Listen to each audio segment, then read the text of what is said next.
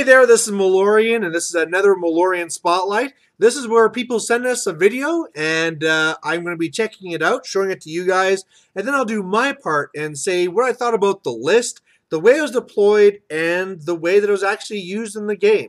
So today, the Spotlight's going to be on Folomus. He's a guy I've been kind of watching for a bit, where he's been sending in submissions to the Around the World in 12 Games campaign, but all of his stuff has been from the Tomb Kings forum, and they've all been written battle reports with diagrams. Well, now he's actually starting to make videos, has his own YouTube channel, so we're going to check that one out. It's going to be his Tomb Kings up against Empire, and let's see what happens.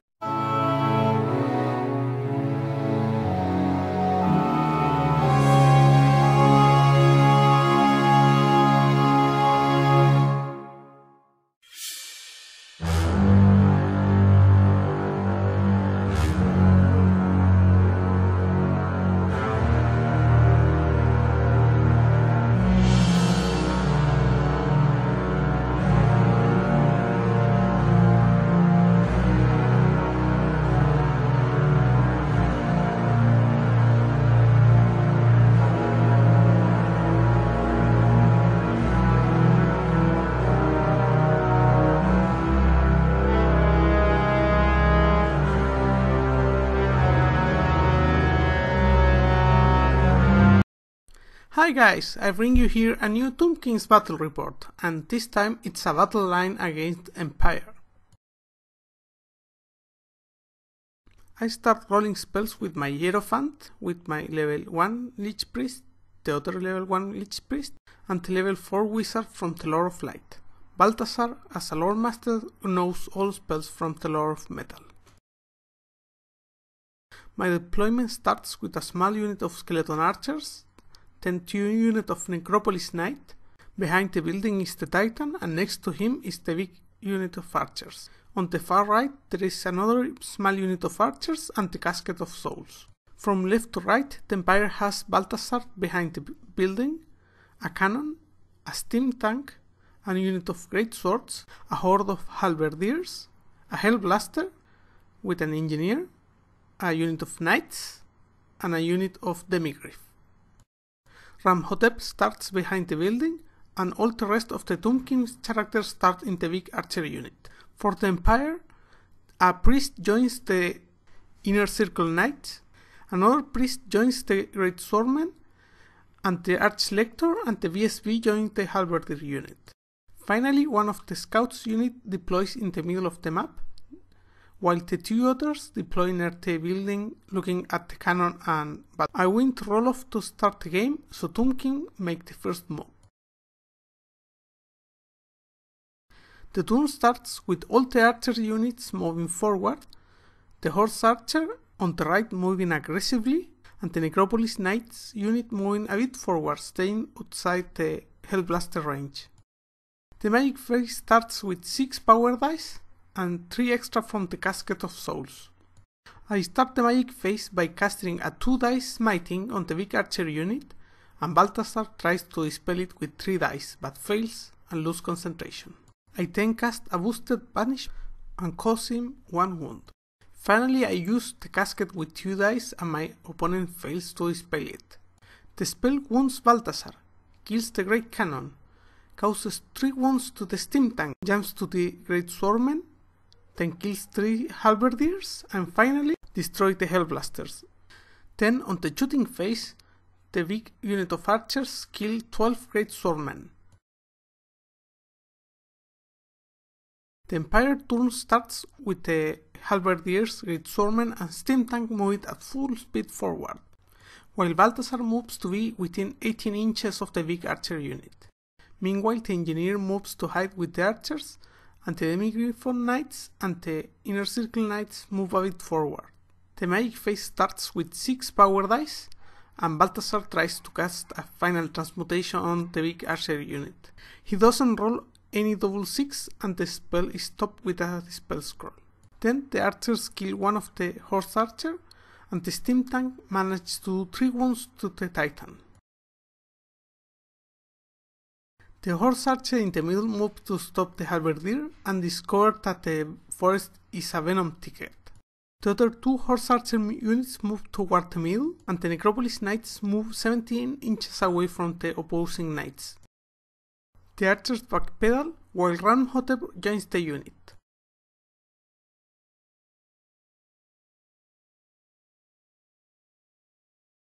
The magic phase starts with 7 power dice and 3 extra from the casket, but the Empire managed to channel 2 more dispel dice. A 3 dice banishment on the steam tank is barely dispelled, and a net on the halberdier is dispelled too. A 2 dice smiting is cast on the big archer unit, and with the 2 last remaining power dice, the casket of souls is unleashed and kills one demigriffin knight, panicking the unit and making them flee 10 inches away.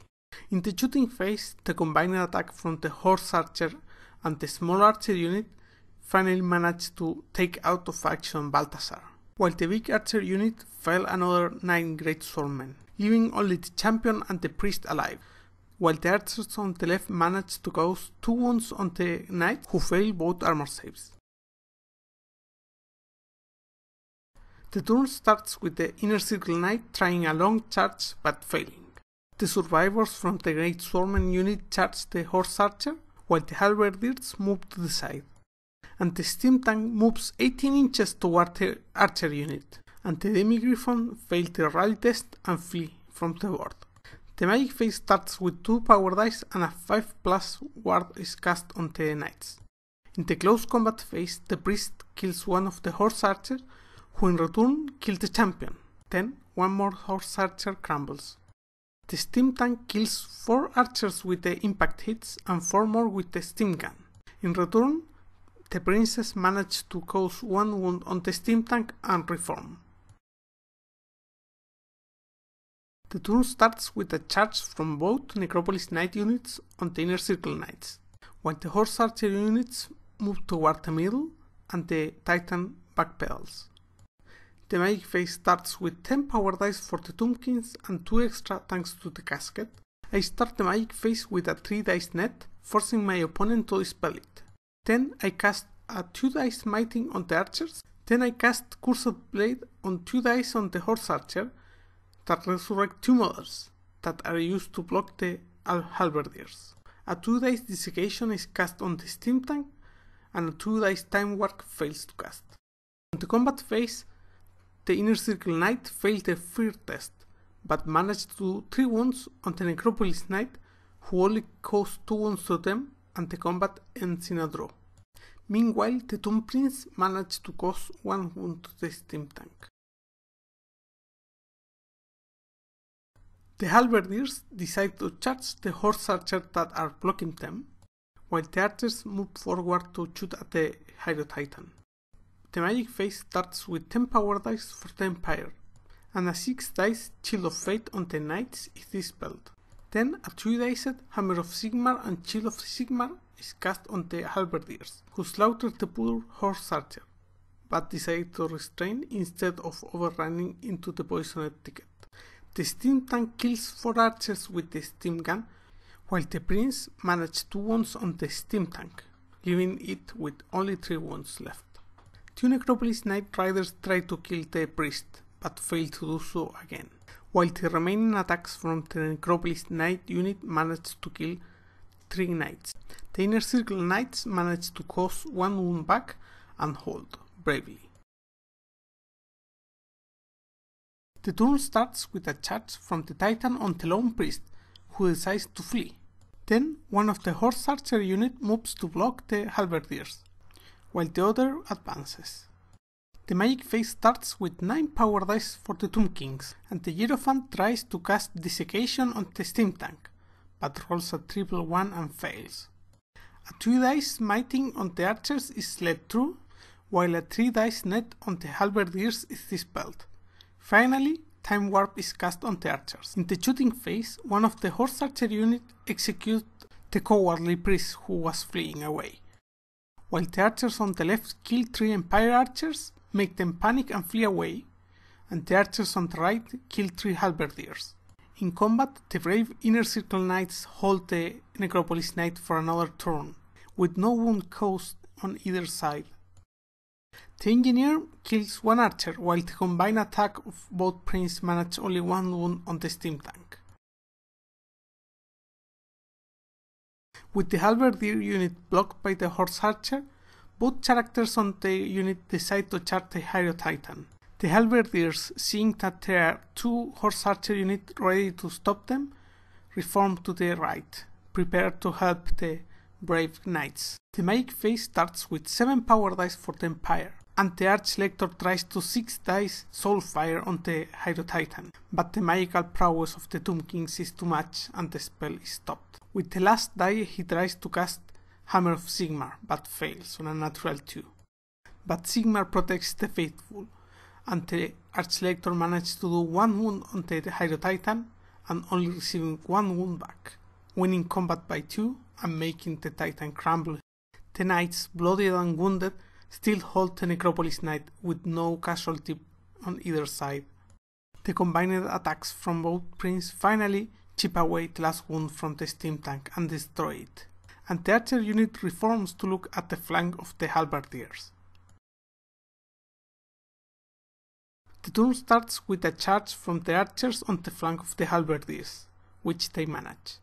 The Empire General, knowing that the halberdiers have no chance against the flank charge of the archers, signals the retreat of his army.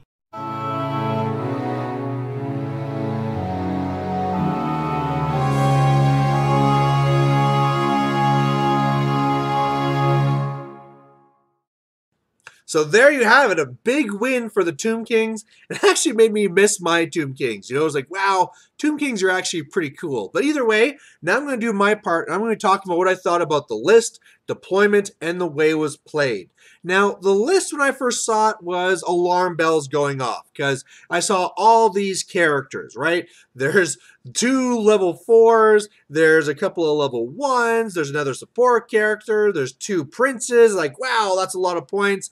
But I had to switch myself around and say, wait a second, this is Tomb Kings, and this is what Tomb Kings need to do to win. Because for the most part, Tomb Kings, they just don't have a lot of the tools that they need. They're not that really strong. So you really need your characters to lead the fight. And so that's why there's things in there like the Light Council. And then even though I was still a little bit wondering about these 2 princes, because you need one to be the general, but why is there the second? And it wasn't until I saw the way that he was playing it that I realized what the whole gambit was. With the big unit of skeletons, where they have the full command, so that once you're only 5 wide, then that's just going to be 2 princes, you got your command, and there you go, it's all 5. All the other character, all those other mages, are safe in the back. Now, I saw as well that one of the characters there, one of the level 4s, had the golden mask. Now, the golden mask is a pretty cool item, but I don't think it's really needed in this situation because, like I said, the way it's supposed to be designed to work is that these skeletons go 5 wide and the characters are safe in the back. Now, what that mask does, it says, hey, you can't use your general or your BSB. Well, if you're going for ranks, you're probably going to be taking away steadfast. These things won't really matter unless you win anyway, unless you're trying to make them fail or like fear tests or something like that. But at that point there, if you're going to be beating them and they're going to be minus, it's, you know, whether they're using their general's leadership or not, I don't know if it's really worth the investment. It's not a massive investment, but it's one of those things where, well, you know, maybe the points could have gone somewhere else. It's cute, and I'm sure sometimes, you know, it can really help you out. But it's just one of those items where, like, oh, I don't know. I mean, there's other ones like the Power Stone where, sure, you know, this list is all about supercharging the magic. You got your Hero Titan, you got your Casket, so I understand that. But it was that Golden Mask that was kind of, you know, a little bit iffy on. The rest of the list I was pretty happy with. The only thing I can say about the list, though, of course, is the fact that, well, we're now living in an end times type thing. And, I mean, this is too soon to be blamed. Like, oh, Folomus, why didn't you make this an army of undeath? But going forward, you would not want this to be a Tomb King army. You'd want to take the same army, make it as an army of undeath, and then all of a sudden, those skeleton archer horsemen, well, they can actually run, which is, you know, a pretty big deal, right? If you have fast cav, you kind of want them to be fast, so that would be very, very helpful. As well, you might just want to take them out anyway, right? If you really are going to use them for redirecting and all the rest of it, well, why not just take Spirit Hosts, right? Spirit Hosts will be fairly fast as well, but now they're ethereal. You know, if you have that steam tank coming in, you just throw a Spirit Host at it, that steam tank is out of the game. So definitely going forward, I mean, I know Folomus is he's a Tomb King player, but you might want to look at the different things you can mix in from the vampire counts just to make the list that much stronger. But as a Tomb King's list, I like the idea of what was there. As far as deployed, that's kind of more the area where I have more of an issue with it, because he deployed basically table edge to table edge. Now, there is some things here where, I mean, those Necropolis Knights take up a lot of real estate, and the archers, when they go wide like that, they can take up a lot of real estate. But still, you don't need to go table edge to table edge. And here's my worry. Because of things being divided up with the building and stuff like that, you really had the Necropolis Knights on one flank, and then all the archers and characters on the other flank. And really, I can't really comment as the way the deployment went with the back and forth, but really, that steam tank, had it been more in the middle, could have gone towards the Necropolis Knights, tie those guys down, and then the Knights and the Demigryphs should have been going straight for those other archers, right? Get right in there, tie them up, and start ripping them up so that you can follow up with the halberdiers behind. Now, again, I can't really speak to the back and forth, but instead of doing that table edge to table edge, slide it over as much as you can to one flank. You're going to want to have to make it so it's basically like up against the table edge, Necropolis Knights, archers, Necropolis Knights, and then behind them are the other archers, and also, I mean, like the casket and the hero titan. And what that's going to allow you to do is really compress them into a smaller spot. It's going to be making your redirectors do more, because instead of your fast cav really redirecting one unit, when things are compressing down, you can start slowing down multiple units, throwing one into the other to really slow things down. So it really helps you to do that. The other part of it too is that your archers don't care, right? Those 10 archers, if they're behind and shooting through a unit, they still hit on 5s. So definitely something to be looking at. And as well, I understand the whole thing where the characters can be in that mega unit and they go to 5 wide. However, it's still a risk. Let's say, for example, those knights were there and they're going to go and they charge up and they get in and they're in base to base with your level 4. Well, now, even if you reform to go to whatever wide, that character cannot be taken out of base-to-base contact. He's stuck. So you want to have those characters instead inside of your 10-man archers as opposed to the larger archers, just to keep them a little bit more safe. But that's really all I can say about deployment. Take your board edge to board edge and shift it as much as you can, unless the scenario calls for it. I mean, this is battle line where you can just shift over and pick one flank. Now, as far as the game was played, it was really well played. The fast cav going up and doing their things, redirecting where they needed to. The target the target priorities. Oh man, you know what I'm talking about. The target priorities. There we go. We did it. Those were all spot on. Making the demigryphs run off. I mean, that's what you need to do. The way that the magic phase was played, with the caskets waiting to the end, that's what you want to do too, because that casket is so deadly. We saw it there, destroyed 2 war machines in the first turn. That's huge. And I mean, either this is a surprise of, haha, casket, and it does this stuff, or even if they know about the casket coming, you want it at the end because they have to hold dice to stop the casket. And you can surprise them. I mean, they'll let some spells go through, and then you just 6 dice some other spell anyway if you wanted something else over the casket. But that was played very well. The only play that there's one rules thing that I saw that was wrong, and that's when the Necropolis Knights charged into their other knights. You have to, the way it was set up, it was basically all one unit and then another one on the flank. And the way it shows it in the book is that when you have multiple units charging in, you have to make it even between the two units. Sure, they're all Necropolis Knights, so it doesn't really matter, but really, they should be more evenly done and lined up against the Knights there, so that instead of having, basically 3 from one unit and 1 from the other fighting, it should be more like 2 and 2. So a little minor rules thing. The other thing that would be kind of more tactical was where the Hero Titan charged the lone character, and then all of a sudden he got countercharged and destroyed. Really, he just does not want to be there. You did have the Fast Cab to come in to redirect, and he just wants to back away. Now, of course, if this is an army of undeath, he could march away and get way out of there, but, I mean, you can kind of guess that the character was going to flee anyway, and so really you just want to kind of back up and have your other archers that weren't engaged shooting this guy down. And, these guys don't have much armor. You shot them down later anyway, but by doing this and not failing that charge, you could have kept the Hero Titan as well. But either way, a very interesting battle report.